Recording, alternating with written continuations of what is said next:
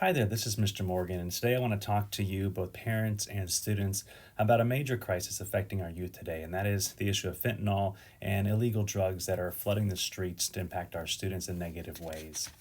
Fentanyl is indeed the newest danger that's out there. It's been in the news quite a lot over the last year or so, and it's happening because kids are being exposed to it, given it, and not aware of what exactly they're taking, and it has a tremendous risk to their lives. More students are taking it in the night for various issues, and they take it thinking it's just going to be a regular drug, and they unfortunately are not waking up in the morning. And so parents tragically are waking up in the morning to find their students, their children, no longer alive because of this drug that's out there just in high levels right now. And so it is now currently it's the number one cause of death for people between the age of 18 and 45. So what exactly is fentanyl? Obviously, it's a synthetic opioid that changes the way the brain and nervous system respond to pain. It works much like morphine might work, and morphine is designed to treat pain and to manage the pain even, but that's done in with low doses in a prescribed way to make sure that you can come through a surgery and have minimal effects there and be able to kind of function normally there. But in terms of the drug itself, it was created in the 60s, so it's been around quite a long time. But what's being put out in the market for kids and what kids and adults are finding is essentially a synthetic product that's made not in a lab or under strict measurements or protocols, but it's made by and produced by the Mexican drug cartels or the major suppliers there. And if you take it in small doses like you would at a hospital, it has very little residual effects. But when it's made synthetically like it is now, and brought up to the United States for kids or people to buy, there's no actual measurement of how much of the synthetic opioid is within each pill or drug that a student takes. And so it's going to cause a problem because you're not always going to have the same amounts, and so the impact can be minimal or it can be tremendously harmful for you. Essentially, what it does is it causes the user to feel kind of happy or drowsy, similar to what maybe a Valium or a Prozac does to patients when they're overcoming pain after an accident or some sort of procedure. So you can see for a student or someone else, they might be attracted to this. It's like, hey, I want to feel better. I want to feel happy. I'm having a bad day. And a friend might say, well, try this. It's going to make you feel better, or at least kind of take away some of the pain you might be feeling in your life there. In terms of the negative effects for regular fentanyl use, you can see them listed here, and they range from nausea all the way up to death there. When you have an overdose of fentanyl, when you overdose on this, what essentially happens is your respiration starts to slow down, you're going to begin to gargle and slur, and your brain slowly shuts down because essentially you're about to die. That process can take less than 15 minutes. In 2020, there were 57,000 deaths recorded in the United States. In 2022, 2 years later, we're up to 75,000. Over half of all overdoses in the United States right now are fentanyl related. A lot of that is actually just almost accidental, not being aware of how dangerous this actually is. In our area, Fresno County, in 2021, there were 70 deaths related to fentanyl there. And in places like San Diego, they have over 800 people a year that are dying because of fentanyl overdose. Surprisingly, it does not take much fentanyl to kill an adult. So looking here at this little photo here, which is often an advertisement we see on billboards around town, that is the amount of fentanyl it takes to kill most people. It's simply 2 milligrams. It doesn't take much, and it's very, very harmful. And again, the amount of fentanyl in the drugs that kids are buying on the streets or from other friends are not measured. So the amount of fentanyl in a pill is not measured.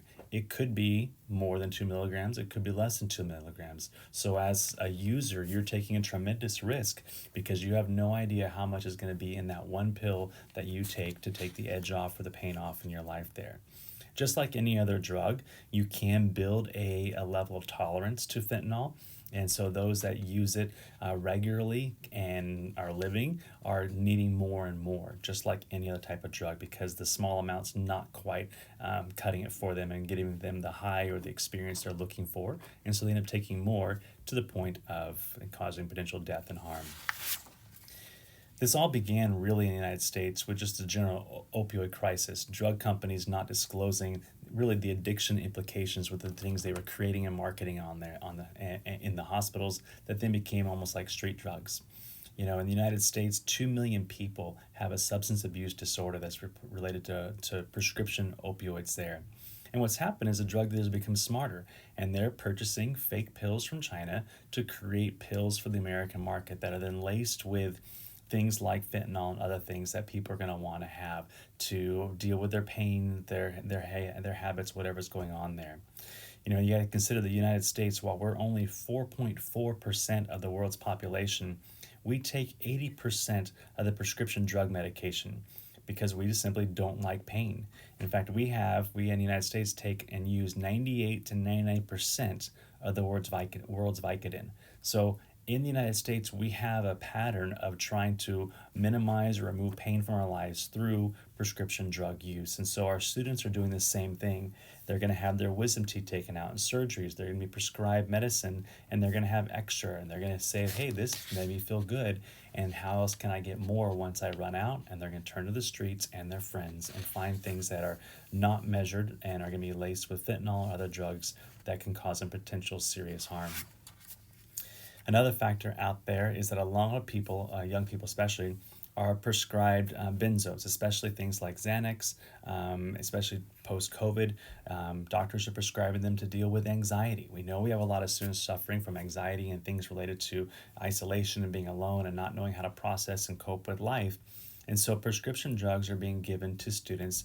And so as they talk about it with their friends, they're saying, hey, I took this Xanax and it's helping me. Why don't you try mine? Or when they run out because maybe the prescriptions run out, the doctor says you don't need it, then they go looking for more to get that fix that they need there. They're already very familiar with the drugs. They're familiar with what they are. They are just not aware so much right now that some of the drugs they're getting in the street are fake Xanax bars, fake bars there that are then laced with fentanyl to create some sort of effect. But again, it's not measured for how much drug is within the pill they're taking, and they put themselves at tremendous risk there. So this is what's happening with our kids. Their prescriptions are getting cut, from doctors. You don't need as much anymore, but they're having a desire for more because now they're addicted to these drugs. And they want to remove all the pain. They want to not feel anxious, and so they try it. It's because they've heard that it helps them. Our kids are indeed suffering from levels of anxiety there. A lot of this, parents, is related to social media. Social media simply leaves your kids feeling like they're not good enough. It's going to make them compare themselves to others. They're going to walk away feeling depressed and anxious and alienated. We just are not seeing a positive benefit from social media. And so when we deal with kids here at the high school and junior high level and even elementary, when kids are really suffering with anxiety, we can often, almost always, link it back to what are they doing with social media, how much time are they spending on that, and how is that fed into the way they think about themselves, view themselves, and how they think others perceive them as well. And so social media is really decreasing students' verbal and social skills and making them more and more prone to these feelings of anxiety and these symptoms, which we don't have solutions for if we keep the social media in their hands. So our parental solution and our medical solution is let's give them drugs, let's give them something that will make them feel better about themselves and make the pain go away. And then when that doesn't work, the kids look for something else to make it better for them. The most common way that fentanyl is currently found are through pills. These are kind of street pills called M30s. And what's happened quite a bit is that the cost of these pills has gone down tremendously as the drug dealers have flooded the market with more. It's like a supply and demand. There's so many pills on the market now that the cost is pretty cheap. And so kids can spend less money to get the high they're looking for there. They're very, very accessible for kids. And it's accessible through things like social media. Kids can post on Snapchat, Instagram, Telegram, WhatsApp, those types of things to actually find people that are offering the drug. These are going to be their plugs, their hookups, those types of things there. And they can purchase them all with currency online through things like Cash App and Venmo and a Square. Dealers are even now able to simply drop off the drugs on your front porch through things like DoorDash. And so it's not like the kids have to look hard or go out of their way to find the drugs they're looking for. If they've heard that it helps a friend, they want to try it, they simply have to go on social media, look for the right emojis, the right icons to find the dealer that can hook them up with something, and they can use their credit card, their debit card, a Visa gift card for that matter, purchase it and have it delivered to them, and you're going to think it's just another Amazon drop coming to your door, and really it's not good information or good things coming to them there. Be aware of social media. These are just some different emojis that are out there. I'm sure there are more that actually stand for different things. And so you can see what Xanax is, Xanax bars and Adderall, and what different drugs look like in terms of the emojis that the kids use to communicate with dealers and with each other when they're looking for these things.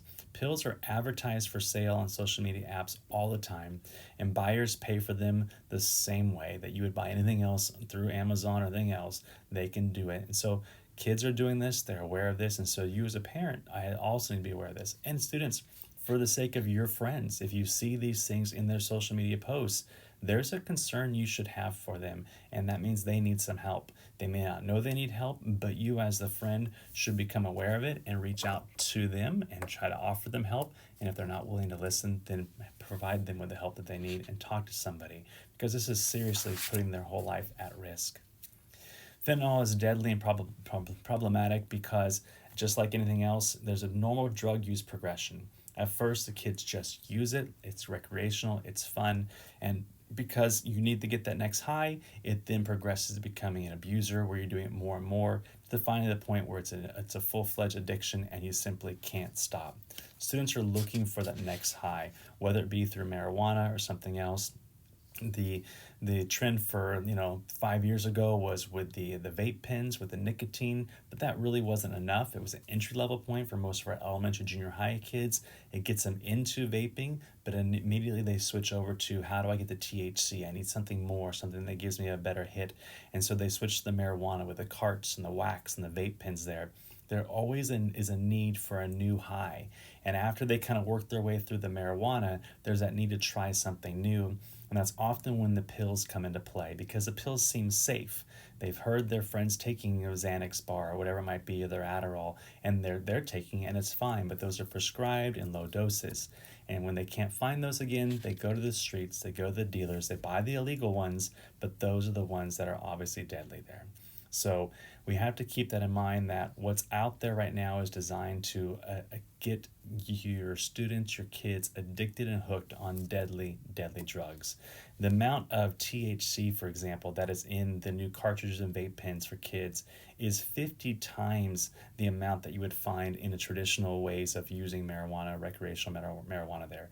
It's designed to get you or your kid hooked fast and to create a long-term problem there that leads to harder drug use later on. Some early signs of someone that's using fentanyl: you're going to see that they might smell things, they're tired, they're sleeping in class, you're going to see increase of depression, anxiety, lack of concentration. Again, these signs are evident with other issues too, but in terms of you as a parent or as a teacher, things you might notice are what are listed here. So just be aware of sudden changes with kids and what's going on there.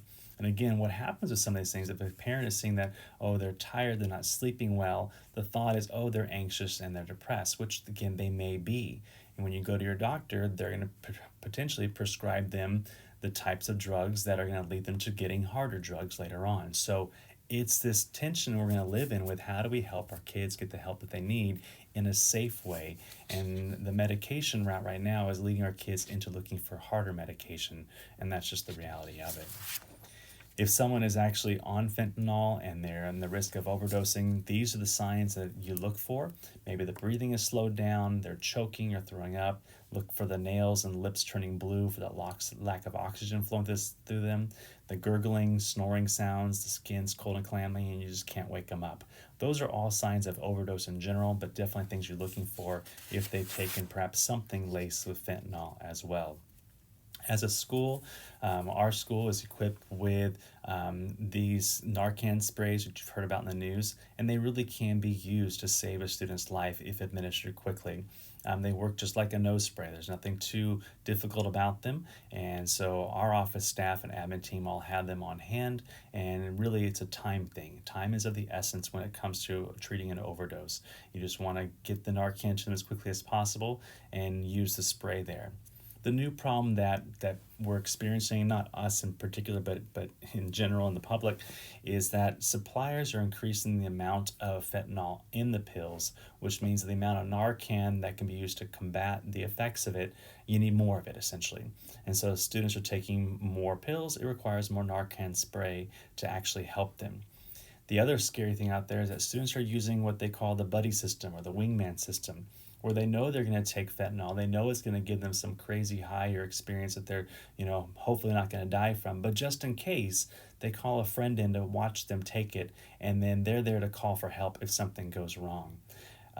That's obviously very dangerous and a very dangerous game and activity to be a part of, but that is what's happening out there. Kids themselves are getting a hold of Narcan spray and then having it on hand so that they can use the buddy system to make sure that their friend doesn't die while they're getting high in this process there.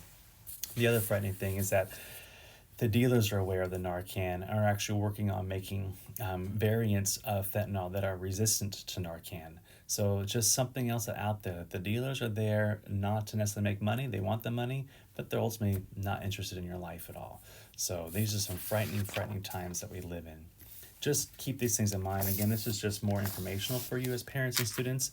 If you are dealing with a substance issue or know someone that is, in Fresno County, there's a substance use disorder services that you can call their 1-800 number anytime. There's also a national hotline if you're in need of help for anything at any point as well. Again, reach out to help when you need it. If you see friends that need support, get them the help they need. Talk to parents, talk to adults, and let's take care of each other out there. Thanks for listening and have a great day.